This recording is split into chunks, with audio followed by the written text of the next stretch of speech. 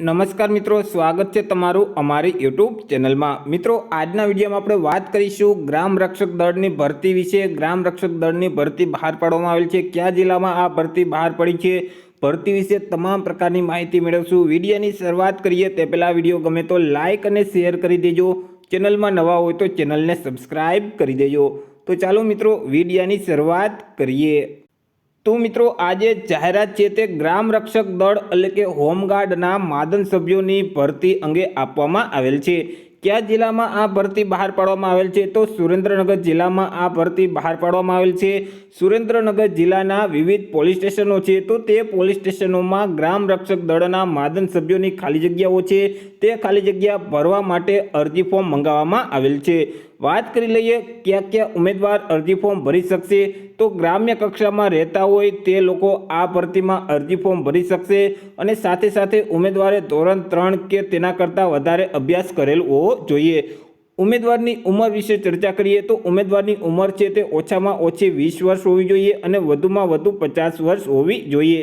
તો મિત્રો, અહીં ગ્રામ્ય કક્ષાએ રહેતા હોય, ધોરણ 3 કે તેના કરતાં વધારે અભ્યાસ કરેલ હોય, તેમની ઉંમર 20 વર્ષથી લઈને 50 વર્ષ સુધીની હોય તો તે ઉમેદવાર આ ભરતીમાં અરજી ફોર્મ ભરી શકશે।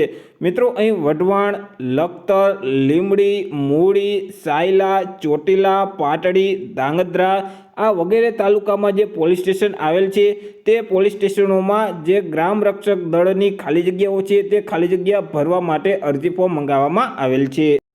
વાત કરી લઈએ મિત્રો અરજી ફોર્મ વિશે, તો અરજી ફોર્મ તમારે ઓફલાઈન ભરવાનું રહેશે।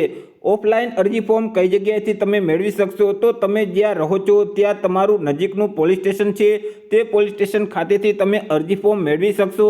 અરજી ફોર્મ મેળવવાની તારીખ કઈ રહેશે? તો 4/10/2022થી લઈને 10/10/2022 સુધીમાં તમે તમારા નજીકના પોલીસ સ્ટેશન ખાતેથી અરજી ફોર્મ મેળવી શકશો। અરજી ફોર્મ મેળવી તેની સાથે તમામ ડોક્યુમેન્ટ એટેચ કરી અને તારીખ 4/10/2022થી લઈને 15/10/2022 સુધીમાં તમારા નજીકના પોલીસ સ્ટેશન ખાતે અરજી ફોર્મ ભરી અને જમા કરાવી દેવાનું રહેશે। અરજી ફોર્મની સાથે સાથે કયા કયા ડોક્યુમેન્ટ જોડવાના રહેશે? તો અભ્યાસનું પ્રમાણપત્ર તમારે જોડવાનું રહેશે। મિત્રો, અહીં વિદ્યાર્થીની શૈક્ષણિક લાયકાત છે, આપણે આગળ જોયું તેવી રીતે વિદ્યાર્થી ઓછામાં ઓછું ધોરણ 3 પાસ હોવા જોઈએ। અહીં મિત્રો અભ્યાસનું પ્રમાણપત્ર અરજી ફોર્મની સાથે જોડવાનું રહેશે। ત્યાર પછી ઉંમરનું પ્રમાણપત્ર અરજી ફોર્મની સાથે જોડવાનું રહેશે, જેમ કે જન્મ તારીખનું પ્રમાણપત્ર છે અથવા તો શાળા છોડ્યાનું પ્રમાણપત્ર છે, તે તમારે અરજી ફોર્મની સાથે જોડવાનું રહેશે।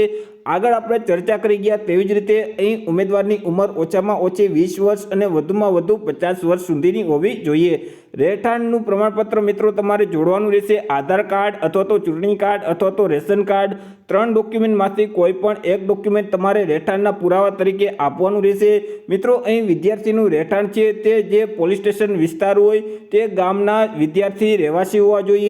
આગળ આપણે શારીરિક લાયકાત વિશે ચર્ચા કરીએ તો ઉમેદવારનું વજન છે તે પુરુષ ઉમેદવાર માટે ઓછામાં ઓછું 50 કિલોગ્રામ અને મહિલા ઉમેદવાર માટે ઓછામાં ઓછું 40 કિલોગ્રામ હોવું જોઈએ।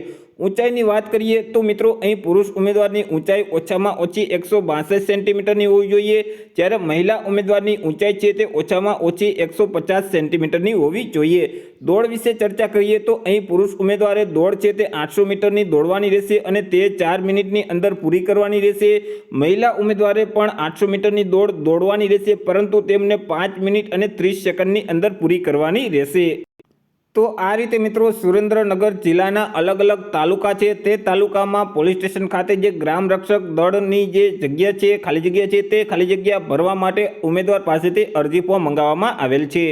આશા રાખું છું વિડીયો પસંદ પડ્યો હશે। વિડીયો પસંદ પડ્યો હોય તો લાઇક અને શેર કરી દેજો, ચેનલમાં નવા હોય તો ચેનલને સબસ્ક્રાઈબ કરી દેજો। ફરી મળીશું એક નવા ટોપિક સાથે એક નવા જ વિડીયોમાં। ત્યાં સુધી જય હિન્દ, વંદે માતરમ।